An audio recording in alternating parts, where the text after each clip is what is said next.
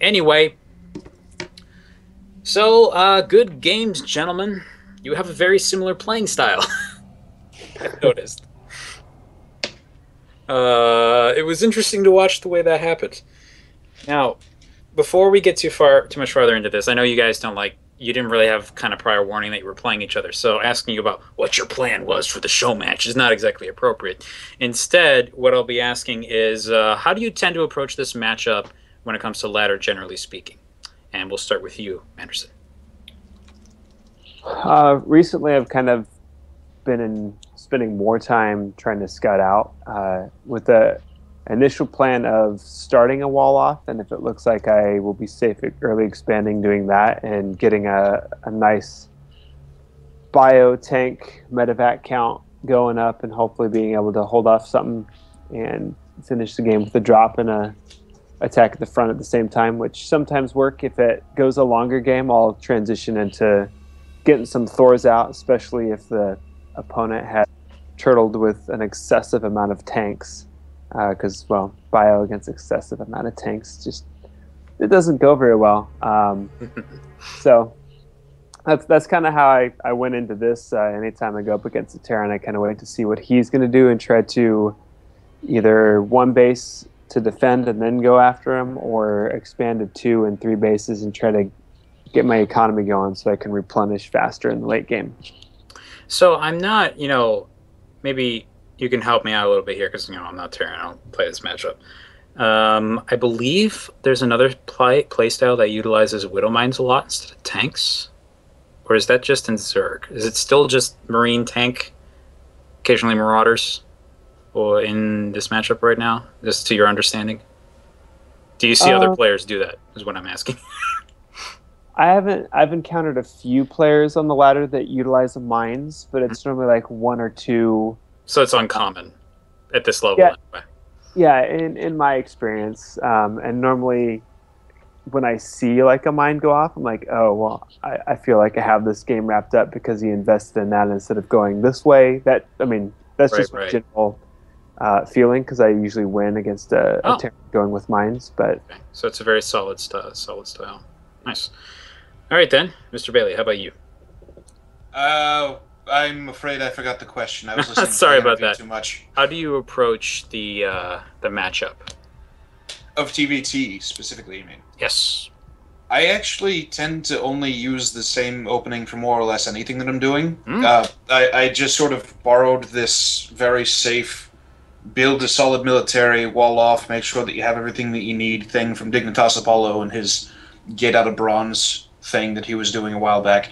But as far as like specifics that I do against Terran especially, in cases like this one, I'll go to scout their map before I decide specifically what I want to build. Like in this case, I got over there with my Reaper and he had 3 barracks already.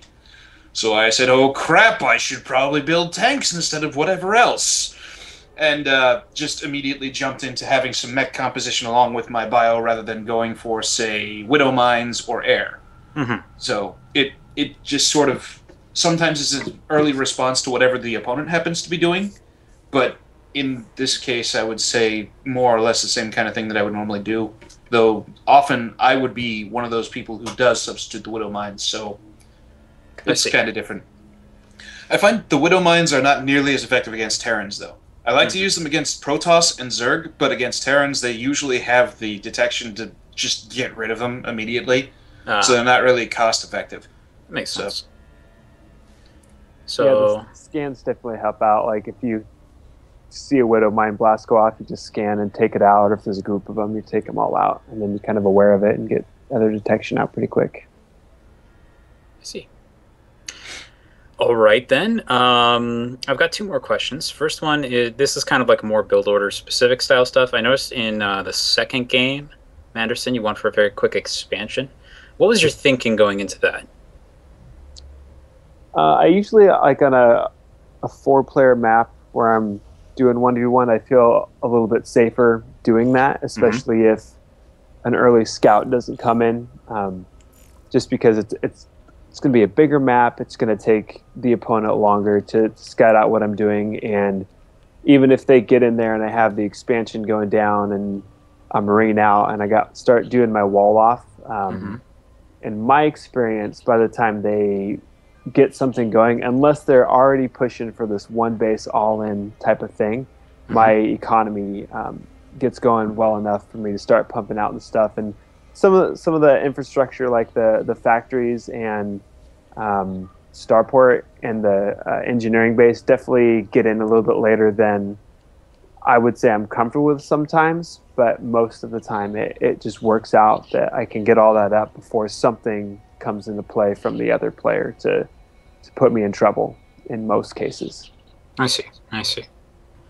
So, MrBailey, I'm not sure if you actually scouted that exactly as Yeah, much as you. I saw the early expansion. Okay, you did. I was kind of shocked by that. It's like, why is he doing this? Uh-huh. He's probably going to have a way bigger economy than me early on. I should probably build military. And as it turned out, building military rather than economy was a bad idea. So, yeah. Well, I mean, I don't know how much I would say that. It was more just, I think, that drop, like, after it started, if you had, like, managed to just pick up and leave without losing anything, it probably would have looked pretty different. Yeah. If I had like been paying attention to what I was doing with like actually piling everybody into the medevacs, I keep forgetting that things don't get into the medevacs as slowly as they get out of them. Yeah, that is So once true. they get into a confrontation like that, I'm thinking, oh crap, how do I get out of this? When really I could just right click on the medevacs and everybody is immediately out of danger. Okay. So that's It's more just kind of like... It's just a panic reaction with me, I think. I see. Okay. Well, all right then. One more question. I think this was coming from Anderson, mostly to Anderson. Ender to Manderson. There we go. Okay. He was actually curious about, like, he noticed that during the drops a lot, you didn't really move the tanks very much. Was that mostly just kind of like, well, it's faster to move the bio, or just reactionary? I don't know. Kind of curious as to if you factored that in at all.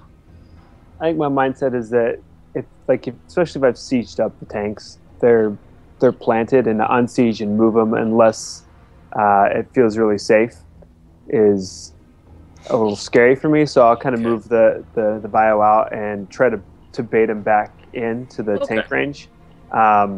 Normally, once like I feel like, all right, I've cleared out the army and I could just start taking out buildings, I more or less forget about the tanks because the Marines and Marauders are going to be more mobile anyway, and the tanks give me something to fall back into if he had a bigger army someplace else that he was pulling back. I see. I can sort of understand that approach too, as far as like once you've got those tanks there, not only are they difficult to move inside of 45 seconds, but if you do move them and your opponent is going for a two-pronged attack trying to distract you on one side and then decides to run up your ramp while your tanks are still sitting there, maybe it's a better chance to take. I don't know. Yeah, that makes sense. I was not 100% certain myself. I mean, I'm not Terran. I'm not dealing with the situation very much. But I'm going to keep that in mind. Like, I think that's actually kind of cool. All right. Thanks, guys. We'll round this out with giving each of you the chance to plug anything you'd like. I'll write it down here and toss it into the YouTube description.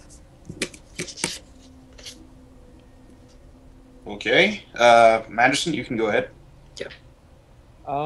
Well, I think nothing like specifically game related, but the new Mac Pro just came out and it's going to be baller for playing StarCraft 2. So if you're looking for a new computer for gaming, you should get that. That's going to be my plug right there. Yay! Fellow Mac user. I'm not the only one. He's also an Apple employee. Yay! Yeah, it's an obligatory plug, I guess. If I don't plug this, I'm fired. I doubt it's that extreme, but whatever, MrBailey. Well, you gotta have some kind of parody in here. And as for me, I think that all the people in the chat already have heard because I've played these games before and introduced my stuff before, but I am Eugene F. Bailey or Mr. Bailey Productions over on YouTube. I am also known as the man with the squeakiest desk in the world, as you might be able to tell. But mainly what I do is just play a variety of games, do commentary on my channel, try to make things a little bit interesting, though I have been on hiatus for quite some time because I'm currently embroiled in a somewhat complicated work environment at the moment and don't have a whole lot of free time. So that's about it. Excellent. Okay. I got that stuff down. If you really want, Manderson, you can give me a link to that specific MacBook, and I'll just throw that in Oh, there. that's not a MacBook. That's the Mac Pro, the gigantic 65-pound tower that sits on the desk. Yeah, We well, had those things. Either way. I'll send you a link to it. It's going to be pretty awesome once it hits the market. All right. Yeah. I used to have one of those for the commercial art class I was taking. Those things are insanely good machines. Seriously. Also, double checking. Okay, so that makes us done.